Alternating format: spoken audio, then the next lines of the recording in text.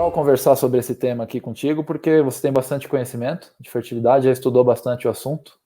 Legal. A gente aqui fala bastante de biohacking para vários temas, né? Nós sabemos, nós aplicamos na nossa vida biohacking em várias situações, como a gente estava conversando agora, o banho de infravermelho que eu estava fazendo nas minhas manhãs.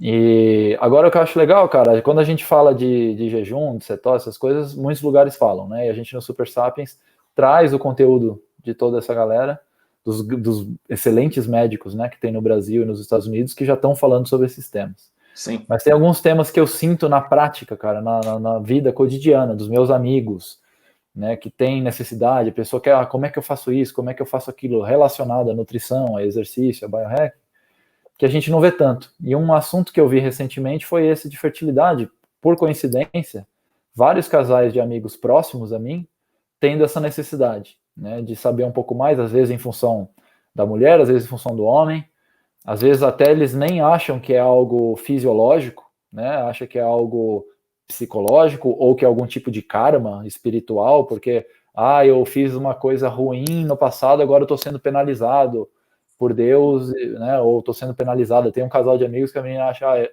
eu estou sendo penalizada e esse é meu karma porque eu fiz aquilo na infância para uma amiga minha, agora eu não consigo ter filho, sabe? Esse tipo de coisa.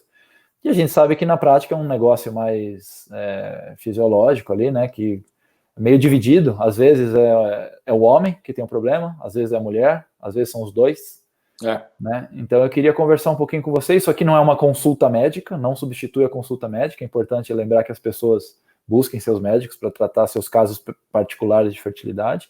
Mas a gente vai abordar vários pontos, né, que você estudou, que podem ajudar naturalmente mudança de hábitos, mudança de rotina, mudança de alimentação, mudança de suplementação, que vão fazer o homem melhorar sua fertilidade, a mulher melhorar a fertilidade, e se o tema for abordado pelo casal em conjunto, eles vão aumentar drasticamente a chance de conseguir ter filho, né? E aí eu queria, então, deixar um pouco você trazer isso, qual foi seu estudo.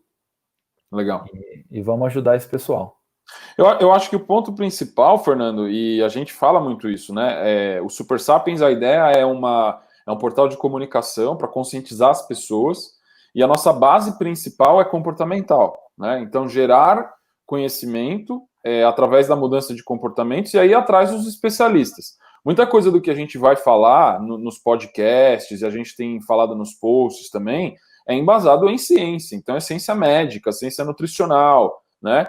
Várias outras disciplinas também, da psicologia, às vezes entra na filosofia, na teologia, e tem fatores espirituais e psicológicos que impedem o corpo de performar da maneira que a gente quer. Então, a psicologia e a espiritualidade afetam a fertilidade? Afetam, claro.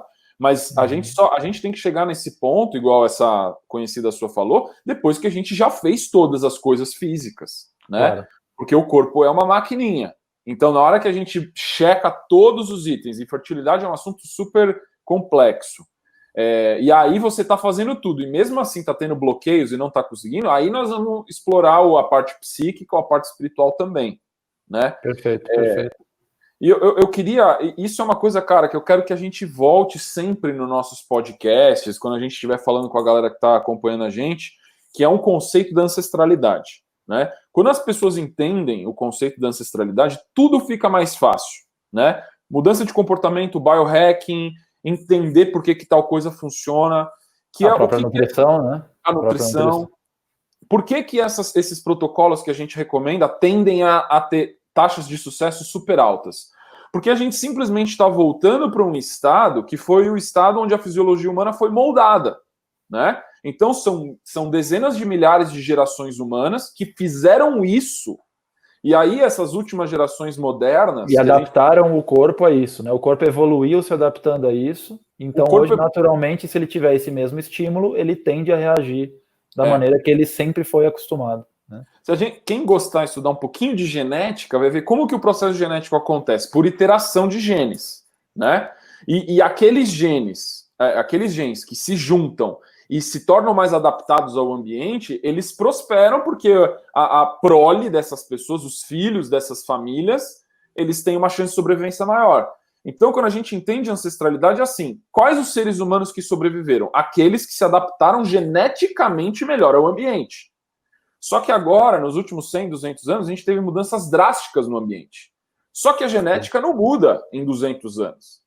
Então, ainda a gente tem um código genético de uma vida ancestral, de uma vida rural, de uma vida nômade, que foi a maior parte da nossa vida, foi uma vida nômade como humano, mas a gente vive uma vida de conveniências moderna, onde muita gente não faz exercício, onde muita gente não está em contato com a natureza, onde muita gente come comidas artificiais, que são pastas alimentícias, não são comida, né? Exato. E aí o que acontece é que o corpo, com a sua genética e a epigenética, que é a ativação daquela genética, o corpo ativa os genes muito mais de sobrevivência e estresse do que os de regeneração e longevidade. Né?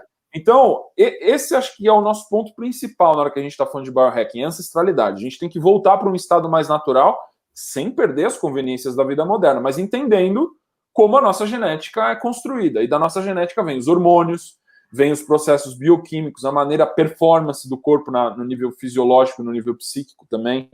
Né? Então, eu acho que esse é o ponto principal, a gente entender o que é ancestralidade, que é voltar para o estado anterior.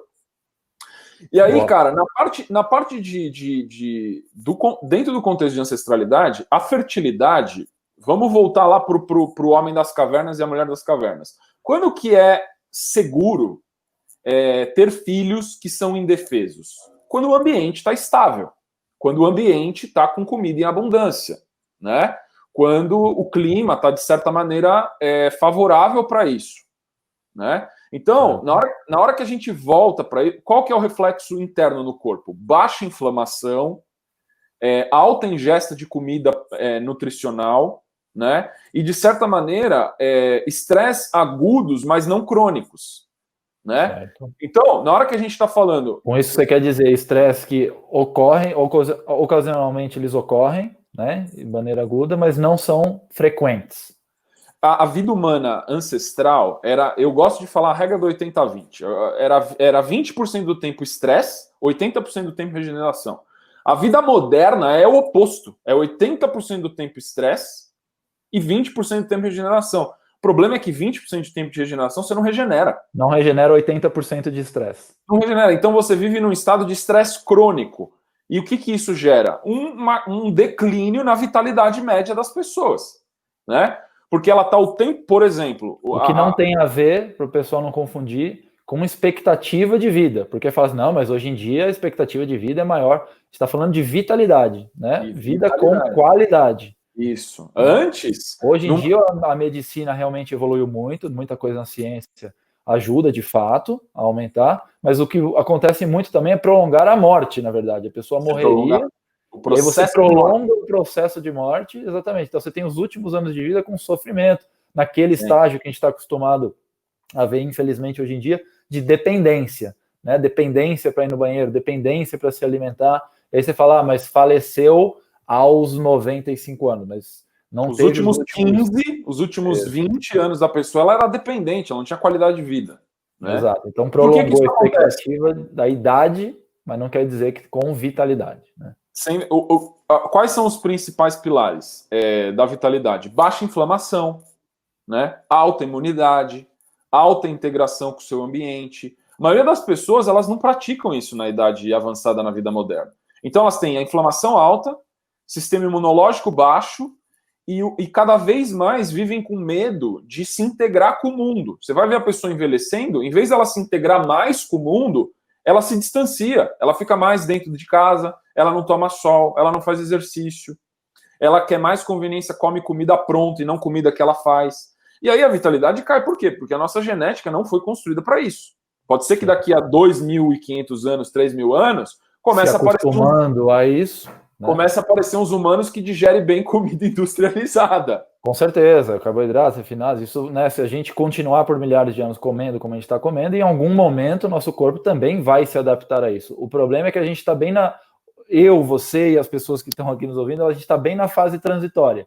O nosso corpo ainda está preparado e acostumado para receber o alimento natural e todas essas condições de ambientes que a gente está acostumado, mas Sim. A gente já está ingerindo e fazendo coisas que só os nossos irmãos seres humanos aqui 10 mil anos vão estar preparados, né? E aí Exato. Esse choque entre o que o nosso corpo espera e o que a gente de fato dá para ele, que vem causando as doenças e tal. Vamos dizer que a sociedade humana fica muito estável e pessoas começam a nascer com genética para ficar dependente da sociedade humana. Se tiver qualquer problema na sociedade humana e ela precisar voltar para um estado natural, ela morre. Porque ela agora depende de uma comida industrializada, de uma comida que é pouco baixa nutrição, entendeu? Pode ser. Aí já é uma... deixa de estar preparada para o negócio natural, né? O natural. Então o artificial virou o natural e aí você ficou dependente daquilo. Esse é o processo que acontece com as drogas. Quando você usa uma droga, a sua fisiologia muda tanto que agora você precisa daquela droga para funcionar, para ficar normal. E aí quando você tira a droga do viciado, ele quebra. Porque a questão de você, em várias outras coisas são assim, a questão de você suplementar um hormônio exógeno, seu corpo para de produzir o endógeno. Sim. Esse tipo de coisa, né? Você vai perdendo a capacidade de fazer alguma coisa porque está absorvendo outra. Mas para a gente não fugir aqui do tema da fertilidade, né? Porque um assunto puxa o outro. Vamos focar nesse tema em específico agora. Você estava dizendo que o homem das cavernas, a mulher das cavernas, eles precisavam daquele ambiente estável, seguro, com bastante alimento, né, para ficar na maior segurança para poder fazer sua prole. Aí eu quero que você continue falando disso, mas me surgiu uma dúvida nisso, porque uma coisa é esse planejamento racional. Estou em momento de produzir um ser indefeso ou não? Outra coisa é a necessidade, desejo, libido, que eu imagino que eles tinham também, e não tinha os métodos contraceptivos. Então, quando eles tinham esses desejos, mesmo que não tivesse num ambiente seguro de muito alimento, e chegava lá na madrugada, tá escuro, então lá, não, tinham também, claro, reprodução, né?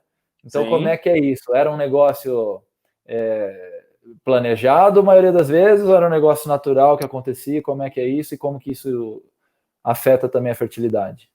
Então, aí a gente vai ver, o ciclo de libido masculino, ele é muito mais curto, né? É meio que diário. O ciclo de libido feminino, ele é mensal. Então, vão ter momentos no mês onde a libido feminina sobe muito, que é quando ela está mais receptiva e fértil para gerar uma vida, né? Mas falando sobre isso de ambiente seguro e nutrição, por exemplo, a fisiologia feminina é muito sensível à nutrição. E é exatamente por causa disso, por exemplo, que o jejum não é recomendado para a mulher que quer engravidar. Né? Apesar do jejum ser maravilhoso para longevidade, na hora que a gente está falando de gerar uma vida, o sistema feminino, na hora que cai a ingesta calórica, na hora que cai a ingesta nutricional, o sistema feminino reconhece isso e diminui a fertilidade. Então, não é recomendado, por exemplo, um protocolo, um jejum agressivo para mulheres que já estão num peso legal, se ela está querendo engravidar, porque ela pode desregular o ciclo menstrual dela e às vezes nem ovular, né? Fazendo jejum. Isso não existe para o homem. O homem, se estiver fazendo jejuns mais tranquilos, eu gosto do protocolo do 16/8 para o homem, porque ele faz a autofagia e ele tem o aumento do GH, que tem sinergia com o aumento da testosterona. A testosterona é a base da libido e da fertilidade masculina. Então, o jejum ajuda o homem na fertilidade para engravidar a mulher, mas não ajuda a mulher. Desde que não prolongado, certo? Desde que não prolongado. Porque se o homem começar a fazer um jejum prolongado, vai ter uma economia, uma eficiência também na produção de esperma. Ele vai reduzir a produção de esperma, porque o corpo vai falar. A partir de dado momento de restrição calórica, o corpo começa a ver que está numa situação de falta, né? E começa a preservar fontes de energia, entre elas o esperma, correto? Então, assim, o jejum é muito positivo, né, para os dois. No caso da fertilidade, só para o homem e não para a mulher. E para o homem, desde que neste protocolo considerado mais curto, de 16 horas em jejum para cada 8 horas de ingesta. Mas aí, Fernando, depende do peso que esse homem tá. Se esse homem tá num sobrepeso, numa obesidade, ele pode ser mais agressivo no protocolo de jejum, porque o benefício que ele vai ter de emagrecer, os hormônios femininos nele vão reduzir, os hormônios masculinos vão subir, né? Conforme ele perde peso. Porque a gordura, por essência, é estrogênica. A estrogênica é que ela secreta hormônios femininos, né? Por isso mesmo que a mulher acumula mais gordura facilmente.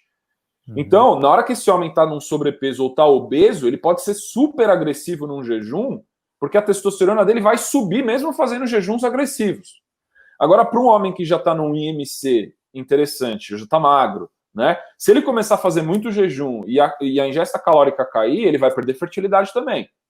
Então, a grande questão entre jejum e nutrição é assim, ele pode fazer jejuns agressivos, o homem mais magro, desde que a ingesta calórica dele esteja em saldo. Tá. Então, se ele tem um metabolismo basal de 2.000, 2.500, ele vai comer uma vez por dia, ele vai ter que fazer uma refeição de 2.500 calorias, que é difícil de se fazer. Mas a grande questão é que o corpo precisa entender que existe abundância. Na hora que o corpo entende que existe abundância, a fertilidade vai subir. Legal. Se o corpo entende que é escassez e ele está emagrecendo, exceto para pessoa obesa, porque antigamente, ancestralmente, não tinha gente obesa. Mas se ele está obeso e ele está emagrecendo, ele é a exceção. Esse cara vai ganhar fertilidade emagrecendo. Os outros, que já estão num peso legal, se tiver emagrecendo e consumindo menos caloria do que ele precisa, a fertilidade vai ser afetada também. Um outro protocolo para homem. Se ele ficar muitos dias sem ejacular, ele vai reduzir a contagem de esperma dele. Então é importante, por exemplo, ele ter 2 ejaculações por semana. Isso também por ser uma informação para o corpo. Uma informação para o corpo. O que você está dizendo? O corpo ele não entende racionalmente o que está acontecendo na sua vida. Ele só entende o estímulo, aconteceu ou não. Reage aos estímulos. Então, se você está ejaculando pouco, ele entende que você não está numa fase que está precisando disso. Então ele começa a produzir menos, é isso? Ele começa a produzir menos. Mas aí a gente tem que se perguntar quanto que é pouco e quanto que é muito. Né? Uhum. A recomendação dos médicos esterilistas, que são os médicos de fertilidade, é assim: você tem que manter, de preferência, uma ejaculação com a parceira para aumentar a chance de você fecundar ela, mas não em excesso, porque senão a contagem de esperma cai demais. Então, entre 2 e 3 ejaculações por semana é meio que o consenso. Quando você fala de preferência com a parceira, para o pessoal não entender mal, não quer dizer que é com ela ou com outra mulher, mas quer dizer que é com a parceira ou sozinho, certo? Ele não praticar masturbação em excesso.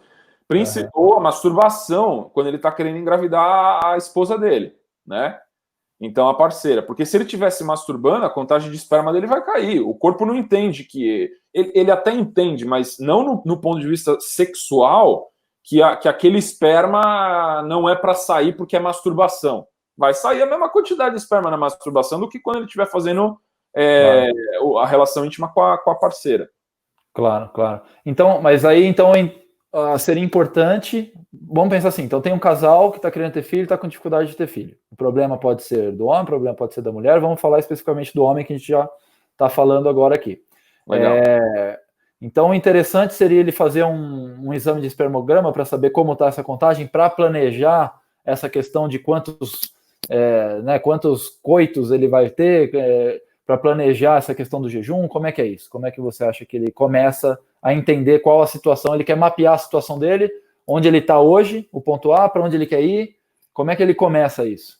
Cara, para mim, informação é poder. Eu recomendo para todo mundo falar com o médico, fazer um espermograma, né? Principalmente na nossa linha do biohacking, que é você ter uma métrica do seu corpo. Eu acho super... Se você tem um plano de saúde, seu médico vai ser coberto. Você não vai pagar nada, você vai ter uma informação sobre o seu corpo. E aí você teve um D0 ali, né? Mesmo se você nem está tentando engravidar ainda, você tirar o seu espermograma para você ver se você está na contagem certa, com a morfologia correta, isso vai te ajudar a saber qual a intensidade de protocolos que você tem que fazer. Vamos dizer que deu uma contagem que não está satisfatória ainda para engravidar a tua parceira. Aí a gente vai inserindo protocolos, vai fazendo o biohacking, item a item, e vai fazendo a medição do espermograma a cada 3 meses. Né? Conforme ele vai diminuindo, fazendo jejuns leves, diminuindo a inflamação dele, por exemplo, com uma suplementação de ômega 3 ou óleo crio, né? Vai fazendo mais exercício, vai subindo a testosterona dele. Tem vários suplementos que são legais para subir a testosterona e a espermogênese também. E essa concentração vai aumentando ao longo dos meses. Você meio que garantiu já a fertilidade masculina. A fertilidade masculina é muito mais simples do que a fertilidade feminina, né? Simplesmente porque o ciclo de libido é muito rápido. Pelo ciclo de libido e também em função do sistema reprodutivo, que do feminino é mais complexo. É muito mais complexo. O feminino tem várias fases, né? O homem, ele não tem fases. Ele está ligado ou não. Qual é a concentração que o esperma dele está, que é reflexo do nível de vitalidade que ele tem, né? Uma coisa que a gente sabe que afeta diretamente a qualidade do esperma é a quantidade de gordura no corpo, percentual de gordura. Então, o homem, quanto mais magro ele tiver, mais muscular ele tiver, maior a fertilidade. É diretamente correlacionado isso. Tá, então é importante para a fertilidade ele estar com um índice de gordura corporal controlado, né? Uhum. Tá olhando isso, então a gente já falou de se alimentar bem, a gente falou do espermograma. Eu já ouvi falar que a temperatura, por exemplo, eu já ouvi falar que o nosso saco escrotal masculino ele é externo ao corpo, não é por acaso, é porque ele precisa estar a uma temperatura abaixo. Alguns graus abaixo. Alguns graus abaixo. Então ele fica externo, exposto ao ambiente para estar mais. É uma geladeira, é tipo uma geladeira natural, entendeu? Então, isso certamente, então, não é por acaso, certo? Isso impacta. Então é importante ter uma ideia da temperatura também. Como é que a pessoa tem uma ideia da temperatura, o que ela tem que fazer, como é que ajuda, o que é ruim fazer, imagina, então, se ela tem que ter essa geladeira natural, que não é muito bom aquecer. Né? Então tem algumas coisas, alguns costumes, por exemplo, usar computador no colo, que vão aquecer, que vai atrapalhar a fertilidade. O telefone no bolso também. Pela radiação. Por causa da radiação do próprio Wi-Fi e do sinal de telefonia, isso gera uma radiação de esquentar. Sobe meio grau, 1 grau. Então você tá com aquela fonte de calor o dia inteiro ali, esquentando o seu saco escrotal, seus testículos. Vai cair a qualidade do seu esperma. Imagina que o cara que trabalha no escritório, então, sentado o dia inteiro ali na cadeira com a calça, cueca, sentar deve atrapalhar também. Como que é isso? Como que a pessoa faz isso? Ela precisa observar, então, a temperatura. Isso está sempre atenta. Independente do padrão que ela tem, o ideal é você caminhar para comportamentos que vão esfriar essa região do seu corpo. Então, por exemplo, quem gosta de usar cueca sunga, trocar por boxer, se quer engravidar. Segundo, às 8 horas ou 7 ou 9 horas que você está dormindo, você dormir sem cueca, né? Com um shorts largo, porque vai ficar mais resfriado. Tudo isso para deixar mais relaxado, mais solto. Mais solto, mais relaxado, exatamente. A perda de gordura é muito importante nisso também, porque a gordura é um isolante térmico. Então, as pessoas que são mais gordas, elas mantêm uma temperatura corporal mais alta. A troca de calor com o ambiente é menor na pessoa mais gorda. Entendeu? Então, isso também aumenta a temperatura do saco escrotal. E aí isso cai a qualidade do esperma. Né? Além de outros problemas, que é a secretação de hormônios estrogênicos, que ataca diretamente a testosterona. Então, a gordura afeta a fertilidade masculina diretamente. Né? Legal. Tem alguns biohackers que gostam até de fazer a compressa de gelo no saco escrotal. Isso ajuda também. Ajuda também. Aí é uma forma já de forçar aquela situação mais rapidamente, né? Mais rapidamente. Então, assim, então a gente falou de não usar o celular no bolso pela radiação, falou para não usar um laptop, né, que pode aquecer. Imagino que andar muito de bicicleta mesmo é uma atividade esportiva. Que, né, tem umas cuecas, Fernando, que são bloqueadoras de EMF. Elas são gringas, dá para comprar. Tem várias marcas. Elas têm uma linha, elas têm um tecido que é feito com linho de prata. E essa linhagem de prata é uma linha de prata, de uma substância que tem prata junto. Ela bloqueia ondas. Então, para quem tiver com uma fertilidade muito afetada, pode até comprar essa cueca e usar ela quando você está num cenário... Putz, eu não tenho o que fazer, cara. Eu estou no meio de Wi-Fi, tenho que trabalhar com laptop, você tem que usar cueca bloqueadora de EMF, entendeu? Que também é bastante esse é um verdadeiro biohacking. Esse é um biohacker. Biohack de usar um gadget, nesse caso o gadget é uma cueca de prata. Cueca de prata, para proteger as pérolas da família. Legal, é isso aí. O que mais que dá para fazer? O banho de infravermelho, por exemplo, que eu faço já para mim por razões mitocondriais, eu faço no peito por causa dos órgãos, eu faço nas costas também, né, por causa dos órgãos. Faço no rosto, porque tem benefícios para a pele. Gera benefícios o infravermelho no saco escrotal, por um lado, porque ele vai agir, ele penetra na pele e vai agir na mitocôndria, ou ele é problema porque é uma luz quente, gera calor? Como que é isso? Você não a questão é a dose, né, com a luz infravermelha. A luz infravermelha, ela melhora a gente como um todo. Então tem um livro de um médico, eu não vou lembrar o nome agora, mas chama Red Light Therapy. E ele fala do qual é o protocolo para subir a fertilidade masculina e feminina também. E é banhos de luz infravermelha, com lâmpada de infravermelha. No Brasil, se eu não me engano, acho que a Philips e a Samsung têm lâmpadas assim, onde você faz o banho de luz infravermelha numa certa distância. Nesse livro tem o protocolo. E você faz o banho de luz realmente, ou no útero, na barriga, na mulher principalmente, porque a luz infravermelha ela penetra dentro do corpo, ela não é igual às outras luzes que ficam na pele, a luz infravermelha ela penetra no corpo, e no saco escrotal também. Então, se você fizer o banho de luz vermelha, se eu não me engano, era 5 minutos ou 10 minutos por dia, todo dia fazer esse banho, a uma certa distância de 30 a 45 centímetros de distância, né? E na hora que começar a esquentar, você para, porque a temperatura joga contra também. Então, legal. Então, você usa o benefício da terapia da luz infravermelha até o ponto de não passar a ter malefício pela temperatura. Né? Isso, perfeito, perfeito. Aí, às vezes você pode até fazer o banho de luz infravermelha e criogênese depois com gelo, ou com um gel de gelo, algum saco de gelo, para você fazer o resfriamento rápido depois que você deu uma esquentada, né? O tratamento, a terapia de temperaturas ajuda muito. Você faz o banho de luz infravermelha, vai esquentar um pouco, e aí você faz a criogênese para gerar a recuperação.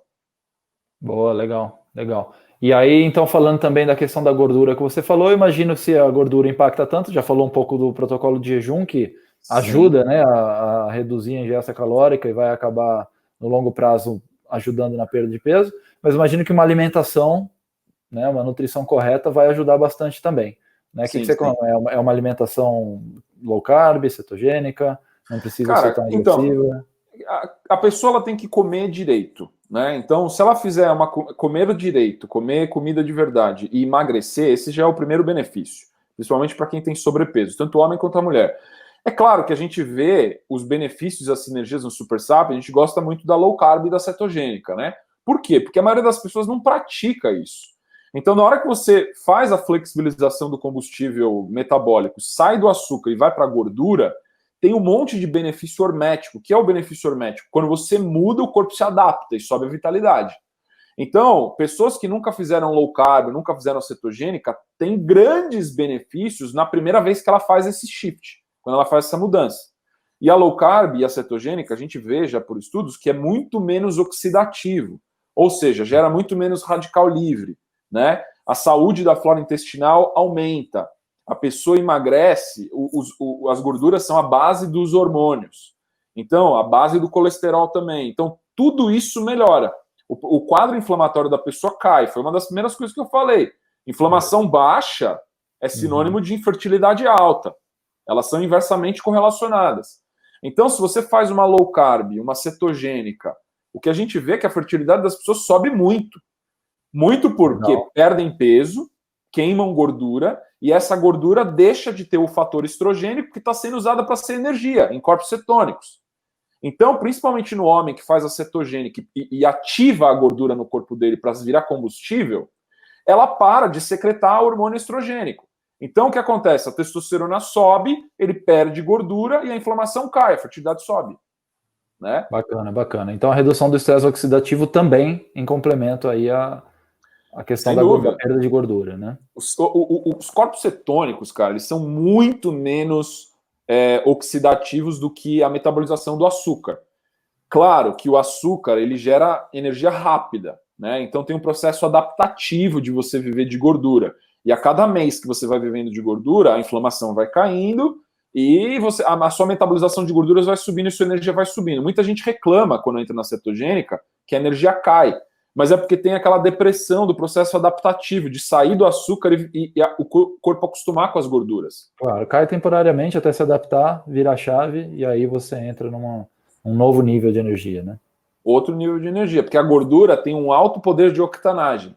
É como se você estivesse vivendo com combustível gasolina de avião, em vez de gás de querosene de lâmpada. O açúcar, ele ilumina o corpo, ele gera energia, mas a potência que ele tem é muito menor, né? A gordura tem uma potência muito maior, te sustenta muito mais. Aí você vai viver sem fome, saciado, oxidação baixa. Maravilha.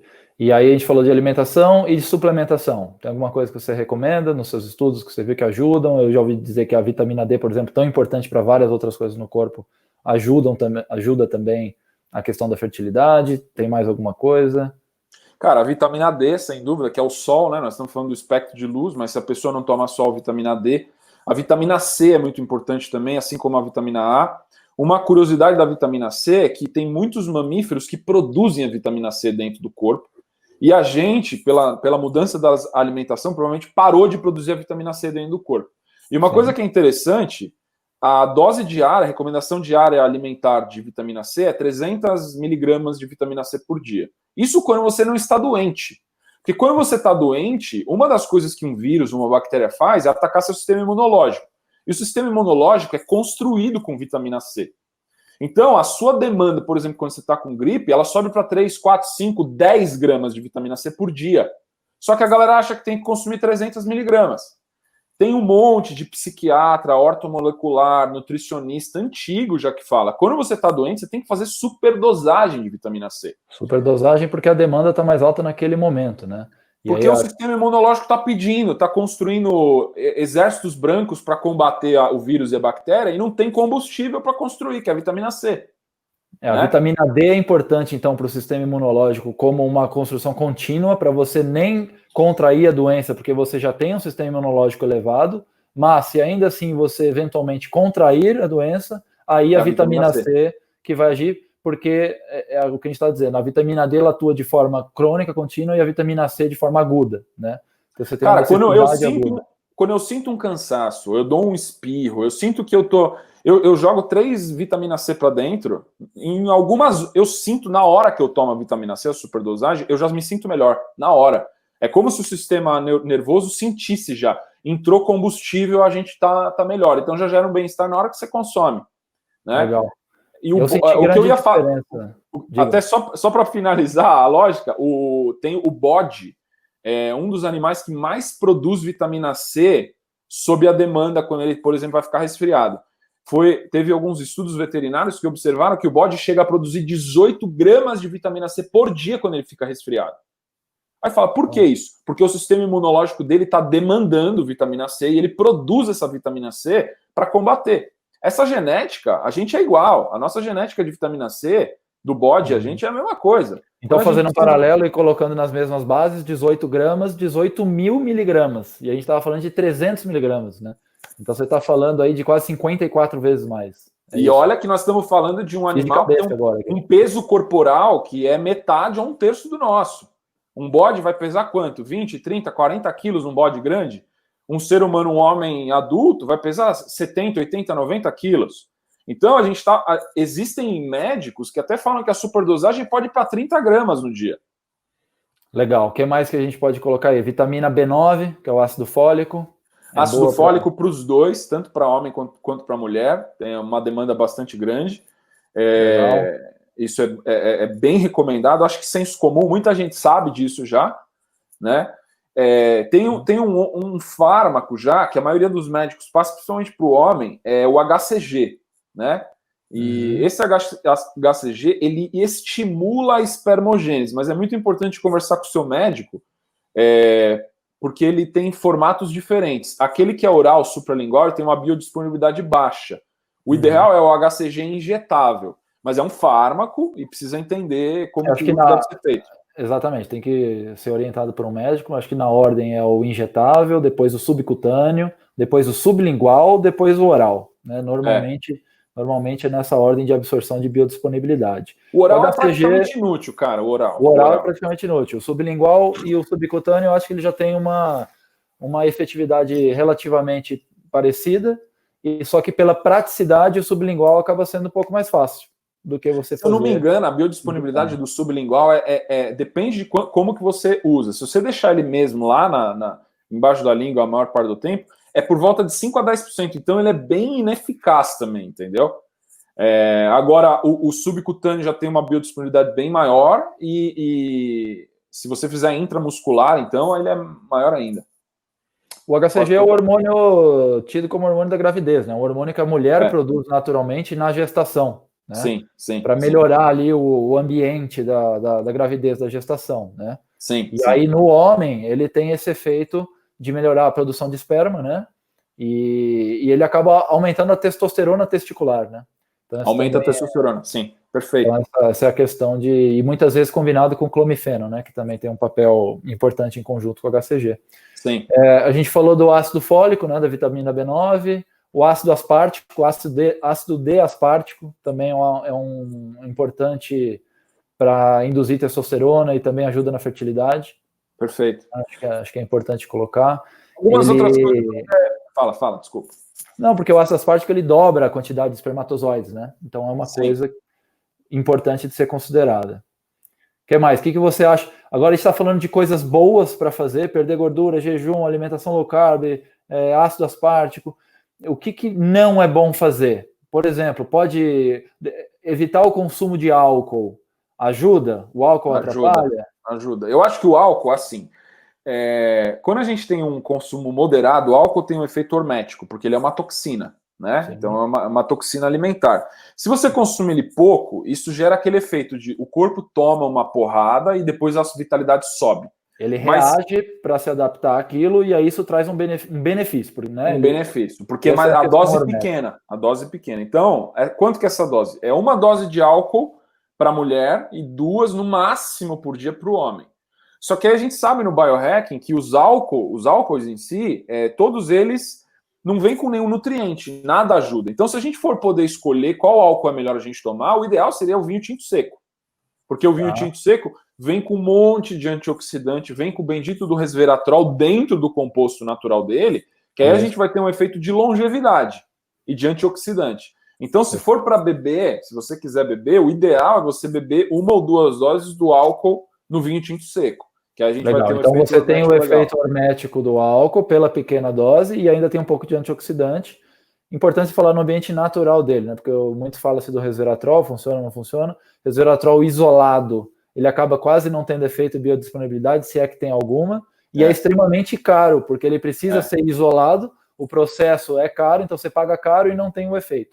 Quando e a ciência, ela também não sabe a sinergia com os outros componentes do vinho, né? Porque hoje tem médicos que falam que a baixa biodisponibilidade do resveratrol isolado é porque ele não está junto com os compostos que vêm na uva, né? E são então, outros antioxidantes também, né? Outros antioxidantes, mais de 1000, que não teria praticidade de fazer um composto químico de suplemento para isso. Então, o ideal seria o consumo do vinho, do vinho tinto seco. A uva, o suco de uva integral também tem isso, mas vem com açúcar. Então, para a gente não é benéfico. Sim. Legal.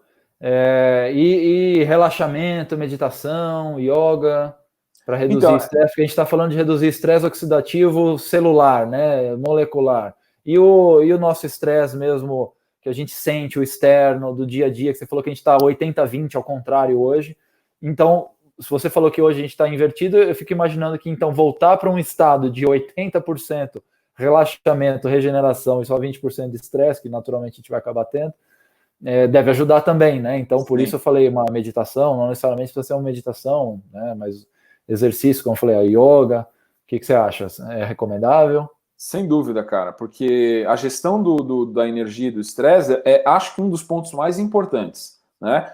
Para o homem e especialmente para a mulher. Então, a yoga, a meditação, o pilates, o relaxamento, ficar em silêncio, leitura, todas essas coisas vão diminuir os hormônios de adrenalina, ou os compostos de adrenalina, né? Que são secretados na suprarrenal.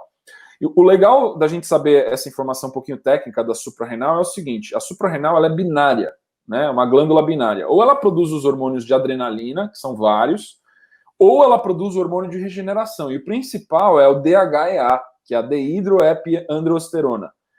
O DHEA tem correlação direta com a longevidade. O pico do corpo produzir DHEA é perto dos 25 anos. E a gente vê, é um hormônio que não tem patente, então não é divulgado como algo que é grande, miraculoso, mas ele tem efeitos muito poderosos no nosso corpo. Então não tem nenhuma indústria farmacêutica defendendo o DHEA, mas quando a gente suplementa o DHEA para esses níveis no 25 anos, a gente vivencia mais vitalidade, mais longevidade, melhor libido, maior regeneração celular, porque ele é o início da cascata hormonal, né? E a ciência não consegue explicar ainda por que o DHEA tem correlação com a longevidade, mas tem. Quem vive mais, pessoas centenárias, têm níveis de DHEA mais alto do que pessoas que vivem menos, né? E quanto mais rápido o DHEA cai na pessoa, antes ela morre de alguma doença.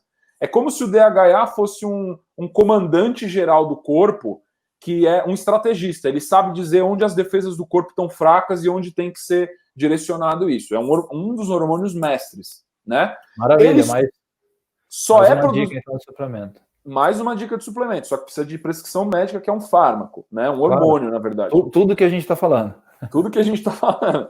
Recomendo fortemente falar com o seu médico para fazer suplementação de DHA, né? Porque o nível de vitalidade, de bem-estar, de libido sobe drasticamente se você tiver em déficit. É importante avaliar as questões particulares também, né? Às vezes a pessoa tem alguma questão hormonal dela que pode surtir efeito contrário. Eu já vi que pode ocorrer a questão de surtir o efeito contrário, né? Apesar de a grande maioria das vezes ele ter exatamente esse efeito. Por que isso acontece? Porque se a pessoa está num estilo de vida estressado e ela consome o DHA, o corpo ele compensa produzindo mais adrenalina. Então o que acontece é que você está suplementando o DHA exógeno, o corpo começa a produzir hormônio adrenérgico, de adrenalina. E aí o que acontece é que o estresse aumenta. Então é muito importante a intervenção comportamental. A pessoa tem que escolher ter um estilo de vida mais tranquilo, e aí fazer a suplementação, estimular a suprarrenal a produzir o DHA com essa suplementação externa também. Aí ela vai ter esses benefícios. Se ela simplesmente achar que vai manter a vida dela mega estressante e suplementar o DHA resolve tudo, não é verdade. Porque o corpo vai compensar produzindo mais hormônio de estresse. Perfeito. E falando do estresse, tem o estresse do cara se sentir pressionado também, né? Ele sabe que está com uma dificuldade de engravidar a esposa, eles estão com aquela pressão, aí ela tem esse ciclo menstrual, né, esse ciclo de fertilidade mensal mais definido, então chega aquele momento que é a espera, que é importante, agora tem que ser, e aí o cara cria aquele estresse psicológico de Sim. Hoje eu tenho que performar, hoje eu tenho que conseguir, isso também atrapalha, né? Então é importante lidar com naturalidade. É interessante, cara, porque eu já tive mais de 10 alunos, na época que estava tentando engravidar a parceira, que não conseguiam performar porque era o dia do coito programado. Aí você Exato, fala, mas... isso que eu imaginei, né? Então é um outro nível de estresse, né? É um estresse psicológico. Por que isso acontece? Aí a gente precisa ir um pouco para a psicologia. A base motivacional masculina é por admiração, né? O homem, tudo que a gente faz é buscando a admiração, tanto interna como externa, especialmente a feminina, da parceira, né? A gente se motiva por isso.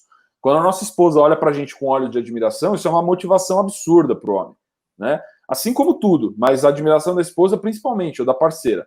Quando o sexo para o homem está vinculado com uma função funcional de hoje a gente tem que transar para engravidar, ele perde a base motivacional da admiração. Ela não está tendo uma relação íntima com ele porque o admira e o quer e o deseja. O desejo, né?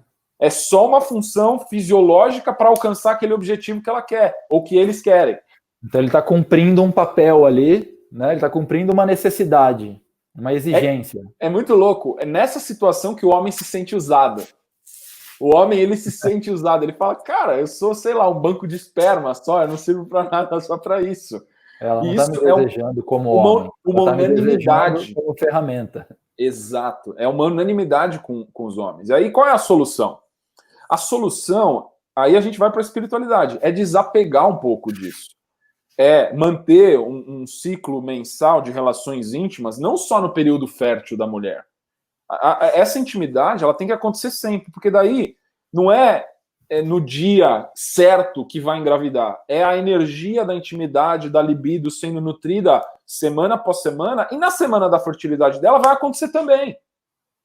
E aí ele se mantém motivado, e ela vai se sentir querida, vai se sentir acolhida, e vai se manter fértil, porque vai estar seguro. O nível de estresse dela vai estar baixo também.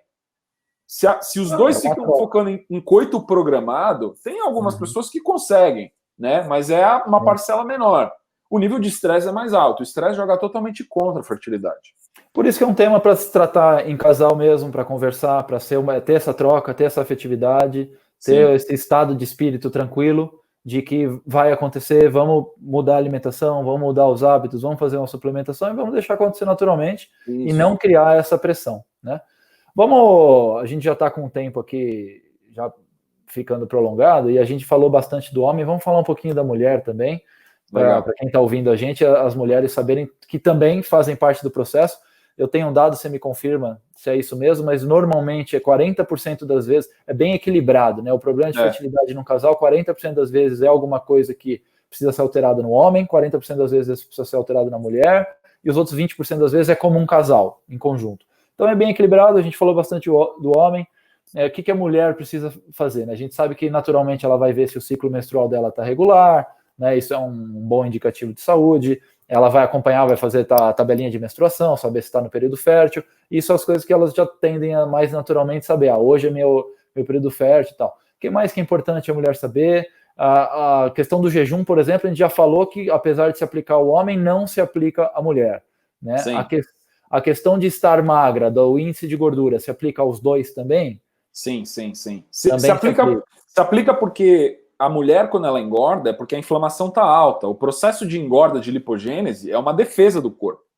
É uma defesa do corpo para tirar gorduras que estão rodando ali, o açúcar em excesso. Então, ele estoca para aqueles elementos nutricionais não serem danosos para o sistema, né? Então, excesso de gordura na mulher também baixa a fertilidade. Só que num nível mais alto. A mulher tem uma tolerância mais percentual de gordura do que o homem. Isso que eu ia falar, só que o índice de gordura corporal da mulher funciona diferente do homem. Uma porcentagem mais alta para a mulher é mais natural, né? Ela ainda é magra com um maior percentual e também ela é quem vai estar gerindo a criança, né? Então, eu acho que tem alguma relação nisso. Ela tem um nível, se ela ficar também muito magra, também afetar, porque ela é quem tem que prover aquela reserva. Como é que é isso? Cara, o que a gente vê de recomendação médica é assim, o homem, idealmente, a faixa mais saudável é entre 10% e 20% de gordura corporal, né? Menos do que 10, o homem começa a perder saúde, e mais do que 20, o homem começa a perder saúde também. A mulher, ela tem uma tolerância maior. Alguns médicos falam que o mínimo é 15. Outros falam que o mínimo é 20. Então, o conceito, vamos dizer aí, de 18 até 28, 30... Eu diria que de 15 a 25 é uma faixa boa da gordura corporal da mulher. Se ela é naturalmente magra, o 15 vai estar no limite inferior, né? Se ela tem uma tendência a engordar, o ideal é estar 25% no máximo, porque acima disso ela vai começar a perder vitalidade e fertilidade também.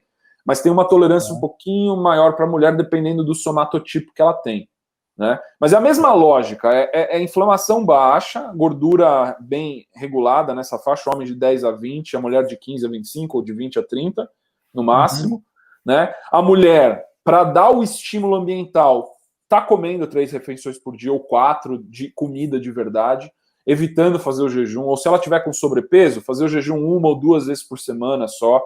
Então, né? Fazer também uma alimentação, né, mais baixa em carboidratos, para também não acumular gordura, ser um alimento de verdade, ser uma comida bem nutritiva, mas Sim. Comer um pouco mais vezes para dar esse estímulo de que está num ambiente, né, de abundância. Né, isso se ela está no IMC certo. Se ela tiver com sobrepeso ou obesa, antes ela tem que emagrecer.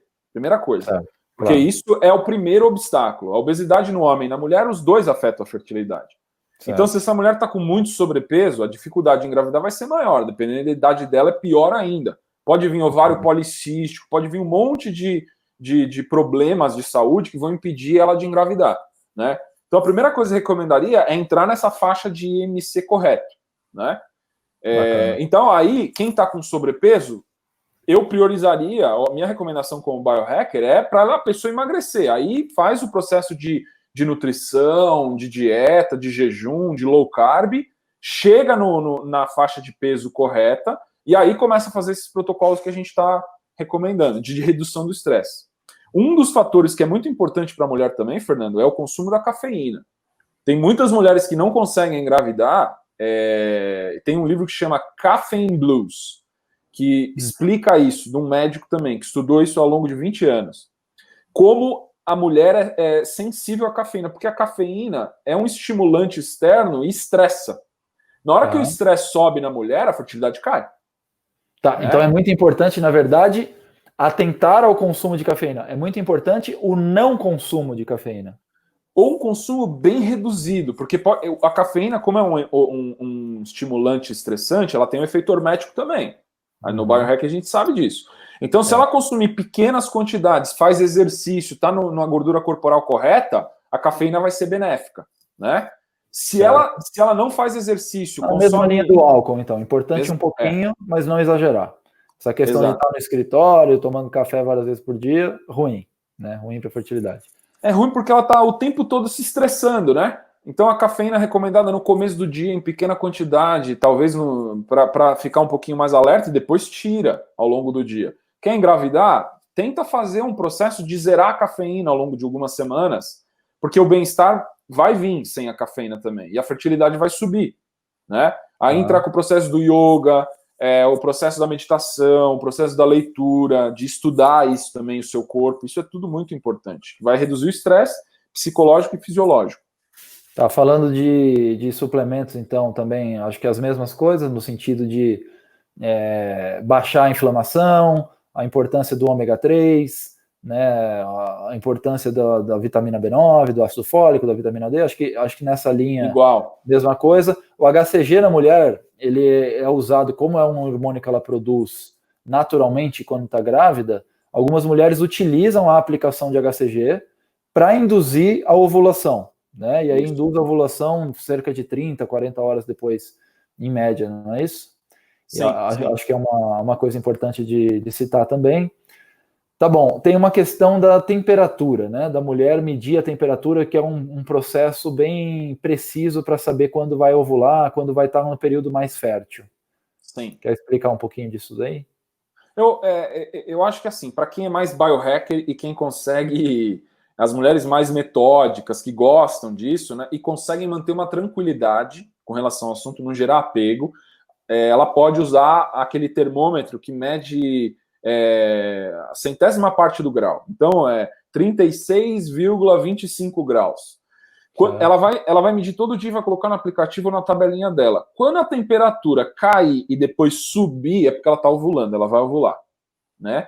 Então, o corpo ele tem esses gatilhos termogênicos. A temperatura muda para acontecer uma cascata hormonal. Então, na hora que ela está medindo a temperatura dela e ela tiver essa oscilação grande, algumas mulheres têm uma queda e uma subida, outras têm uma subida direto, é porque vai ter o processo de ovulação. Então, ela já fica atenta para preparar as relações. Idealmente, não fala para o cara, porque pra senão, não ficar nervoso.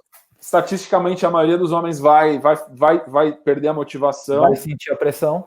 Vai sentir a pressão. Então, ela mantém essa informação para ela de saber que ela está ovulando, né? E aí, dentro desse período, porque o esperma fica dentro da mulher de 48 a 72 horas. Então, ter relações nesses dias onde a temperatura subiu e ela provavelmente está ovulando é muito importante, né? Porque daí, a cada ejaculação que ele tem nela, a chance de ela engravidar, naquele momento, está muito maior. E quando ela está nesse período fértil, seja porque ela viu através da temperatura, seja através da tabelinha, mas quando ela sabe que está no período fértil, tem outros indicativos naturais do corpo também, né? O plasma que sai da mulher, né? Como é que é isso? Ele está mais ou menos viscoso, indica mais ou menos fertilidade. Né? Vai ter um muco que sai da vagina da mulher que indica isso. É quase que um mini elástico. Ela vai ver isso. Isso é o útero se preparando para uma possível gravidez, né? Então, o corpo começa a se preparar para receber o esperma e alocar o esperma no lugar correto. Então, isso facilita a entrada do esperma da vagina no útero, né? Que é super difícil, porque é um orifício minúsculo e a maioria do esperma não passa nesse orifício. Então, na hora que esse muco é criado, o esperma tende a passar com mais facilidade no orifício do útero e entra para fecundar o óvulo. Mas o óvulo tem que estar lá. Se ela não está com saúde boa, o ovário dela pode não soltar o óvulo. Ou pode soltar óvulos em excesso, que não estão com qualidade para isso, né? Então, precisa seguir uma recomendação com uma médica, uma ginecologista, até às vezes um esterilista, que é um médico especialista em fertilidade, que vai indicar exatamente essas micromudanças que acontecem e como faz para conseguir a fecundação. Verificar se não tem a questão do ovário policístico, que você mencionou bem rapidinho. Que é super comum, cara. O ovário policístico é um dos sintomas de inflamação alta. Mulher com inflamação alta, por exemplo, mulher come muito junk food, fast food, comida frita, não tem uma taxa de ômega 3 com ômega 6 baixa. O ideal é ter 1 para 1. Cada grama de ômega 6 que eu consumo, que é a dieta 1 ocidental, ou 2, mas uma relação baixa, né? Um pouco mais de ômega 6 no máximo do que de ômega 3, né? os E na nossa... biohackers principais que a gente gosta, eles falam de 1 para 1, o ideal. Mas aí 1 para 2, 1 para 3, beleza, é um estado saudável. Exato. Vai evitar o ovário policístico. Na dieta atual, né, média da população média, a gente tem em média 20 para 1, né, de ômega 6. 1, 16 para 1, 30 para 1 algumas pessoas. Aí Por vai isso estar totalmente inflamado. A mulher não vai conseguir produzir óvulo com qualidade ou soltar o óvulo no dia certo. Ela é irregular, ela não vai ter um ciclo regular para saber quando isso vai acontecer. Entendeu? Aí a libido dela também vai ser muito oscilante. Ela não vai estar secretando feromônio que vai gerar esse interesse no homem também. Tem os feromônios, a gente não falou de feromônio, mas tem os feromônios também. Não, a questão da fertilidade é super complexa, tem um monte de outras coisas, né? A gente está tratando algumas coisas principais para as pessoas já aplicarem no dia a dia, então reduzir o estresse, fazer exercício, alimentar bem, reduzir gordura, suplementar algumas coisas que a gente mencionou, acompanhar com o médico alguns índices, mas os dois fazendo isso, né? Imagina um homem fazendo tudo isso que a gente falou aqui, a mulher fazendo tudo isso que a gente falou aqui, programando, vai aumentar drasticamente a chance, né? Então vai resolver o problema de fertilidade de muita gente, mas digamos que o casal fez isso, aprendeu, estudou, ouviu e reouviu isso aqui, aplicou tudo na prática, procurou o médico, e ainda assim eles não estão conseguindo, né? Qual que seria o primeiro, quanto tempo a pessoa tem que implementar isso para sentir mudar? Eu comecei a fazer isso, semana que vem já deu. Em uma semana ela já tem resultado ou precisa 1 mês? E quanto tempo a pessoa insiste? 3 meses, 6 meses? Para partir para o próximo nível que eu queria entrar, né? O que fazer depois de tentar e não conseguir? Quanto tempo que ela entra, né, que ela pode começar a querer colher resultado? E quanto tempo depois de não ter resultado que ela pode tentar novas coisas? Cara, isso é muito variável. Isso precisa de um acompanhamento médico, porque depende muito do quadro de saúde que ela está. Eu acho que a primeira coisa que a recomendação é emagrecer, né? Tá numa dieta low carb, com saldo calórico, emagrecer. Isso é uma coisa muito interessante, né? Você precisa comer o máximo possível para emagrecer, e não comer pouco. Né? A maioria das pessoas acha que para emagrecer precisa comer pouco. Não. Você precisa comer o máximo possível com um déficit calórico pequeno, mas a cada semana você tem que conseguir comer mais. Como que você faz isso? Você tem que subir seu metabolismo basal. Então, se a cada semana o seu metabolismo basal está subindo e você está com um déficit de 100 calorias, o seu metabolismo está subindo, sua termogênese está subindo e você está emagrecendo. Então, é isso que... Você está emagrecendo pelo déficit calórico da ingesta versus o consumo de calorias, a ingesta de alimentos. Porém, você está subindo a sua necessidade, que é o metabolismo basal, através do exercício. Então, você está aumentando a vitalidade. O que você demanda de calorias. Então, seu corpo começa a demandar cada vez mais, por isso você come mais. Mas como você sempre come um pouquinho menos do que o que você está demandando, você está em déficit calórico e emagrece. Ou seja, você consegue emagrecer mesmo comendo mais. Exato. E a ideia de emagrecer de verdade é a cada semana, a cada mês do seu protocolo, o seu metabolismo basal subir e você conseguir manter o déficit calórico. Então você está emagrecendo ao mesmo tempo que seu metabolismo está subindo. Como que faz isso?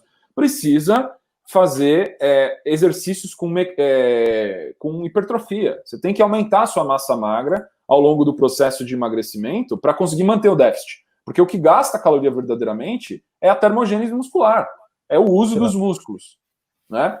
Legal. Bom, mas tá bom, mas é difícil saber então os prazos, o tempo, porque depende da saúde de cada um, do estágio de cada um, do casal, de uma pessoa individualmente. Mas assim, acho que na média, digamos que o casal aplicou essas coisas, atingiu um bom IMC e, né, um índice de massa corpórea, e aí ele tá 6 meses fazendo isso, 10 meses, 1 ano fazendo isso e não teve resultado. E aí já fala, pô, já tô 1 ano, quais são os próximos passos, né? Porque eu sei que existem, a gente falou do coito programado, natural. É o período fértil da mulher, eu tô suplementando, a gente vai tentar fazer nesse período dela falando ou não pro companheiro dela. Mas aí existe, né, o coito assistido, a inseminação artificial, existe o protocolo de fertilização in vitro. Sim. Quais são as diferenças? Quando considerar ir para isso? Qual que é uma ideia mais ou menos de custo? Porque esse é um próximo passo. A gente falou de várias coisas naturais, trazer para o ambiente ancestral, né, de segurança, de estado de índice de gordura, de alimentação, de estresse, Todo aquele eu acho que assim, a primeira coisa é a idade do casal, né? A tolerância de casais mais novos é maior. Então, abaixo de até 30 anos, se você está tentando há 2 anos e não está conseguindo, aí a recomendação é para um médico, né? Entre 30 e 35 anos, principalmente da mulher, se está tentando há 1 ano já, o ideal já é ir para o mapeamento médico, para o diagnóstico médico. Acima de 35 anos, eu acho que é prudente 6 meses tentando e já ir atrás de um médico se o casal não engravidar, né? Eu acho que a primeira coisa que tem que fazer, o homem fazer o espermograma, né? Se já tiver passado esse tempo, 2 anos para menos de 30, 1 ano para até 35 e 6 meses acima de 35 anos.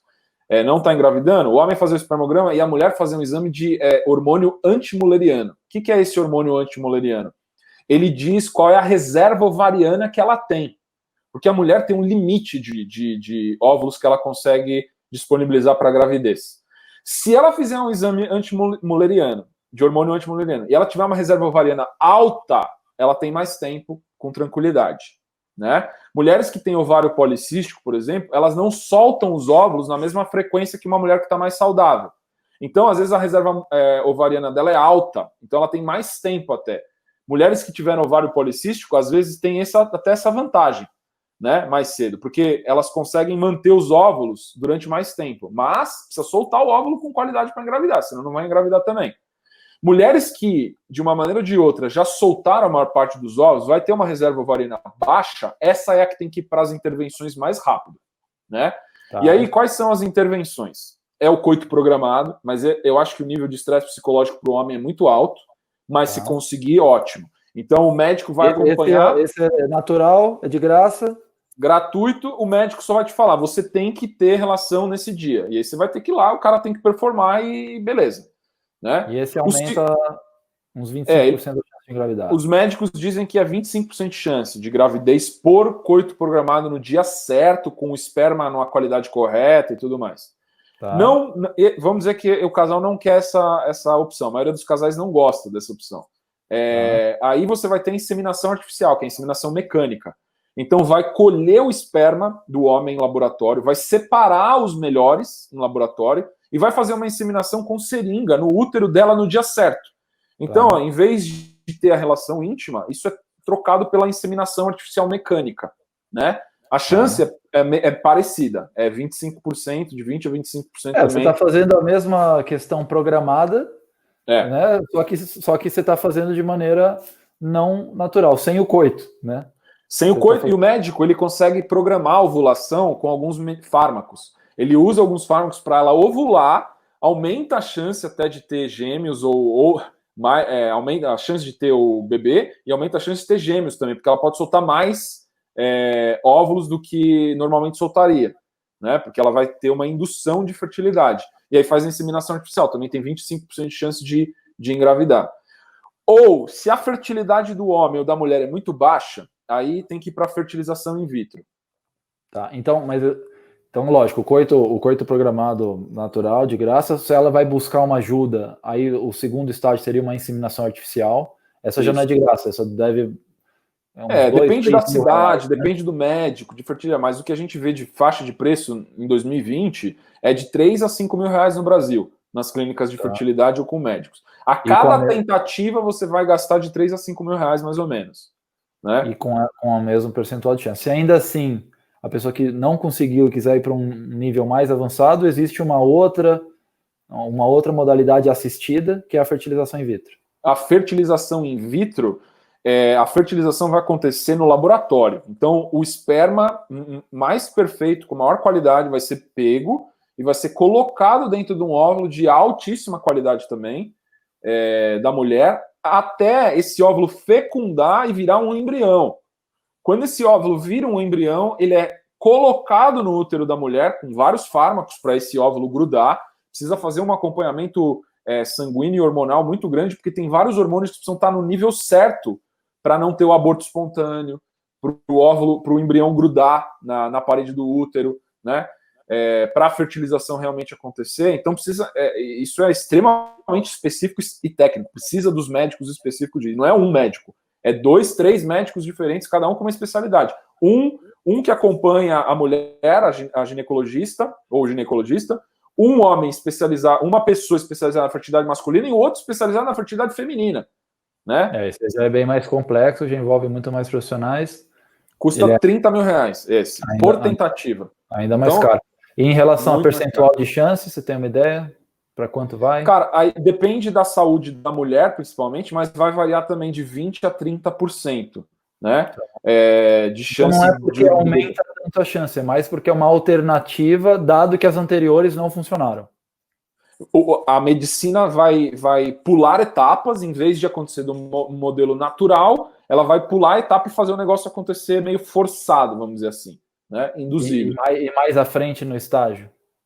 Mais à frente no estágio, porque já tem um embrião, já teve a fecundação.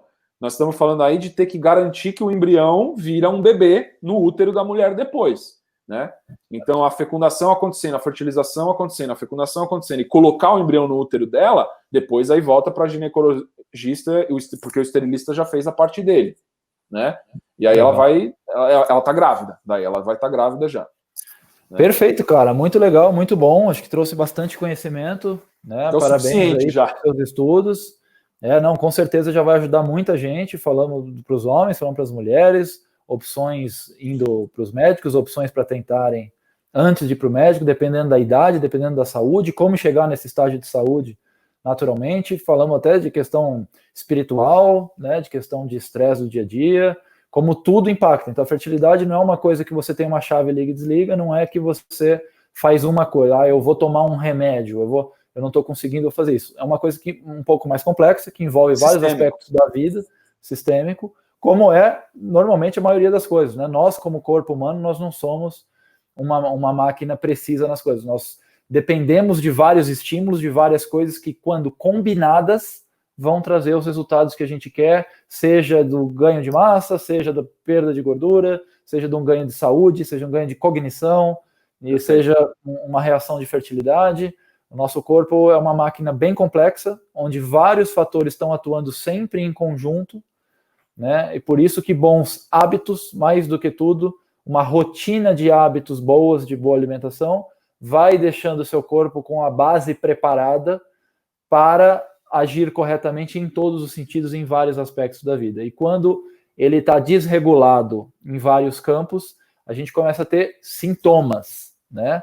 E a gente está muito acostumado a querer tratar o sintoma com alguma coisa milagrosa que resolve aquele sintoma, quando, na verdade, quase todos os problemas você precisa achar a causa, ou até muitas vezes ir antes da causa, coisas frequenciais, como a gente falou do tratamento de luz vermelha, né, infravermelha, como atua a acupuntura, como atua a homeopatia, e coisas de estresse, de meditação. É multifatorial, né? É multifatorial. E legal, aí, cara, sempre lembrando que a gente está. O biohacking é só o preenchimento da lacuna para voltar para um estado ancestral. O que é a luz infravermelha? Antes não tinha isso, a pessoa simplesmente tomava sol. Claro. Né?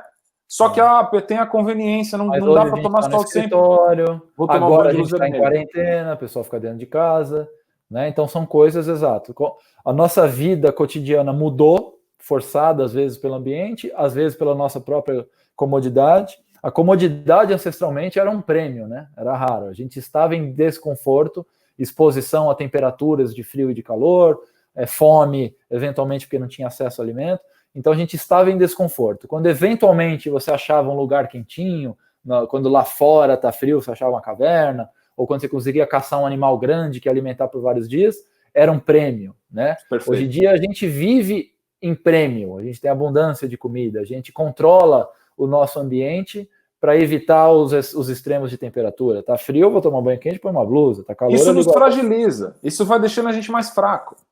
Isso nos fragiliza, como a gente falou hoje, porque nosso corpo evoluiu sofrendo e se adaptando ao sofrimento. Exato. Uma vez que não tem mais sofrimento, pode ser que um dia a gente se adapte a não ter sofrimento. E aí mas não é agora.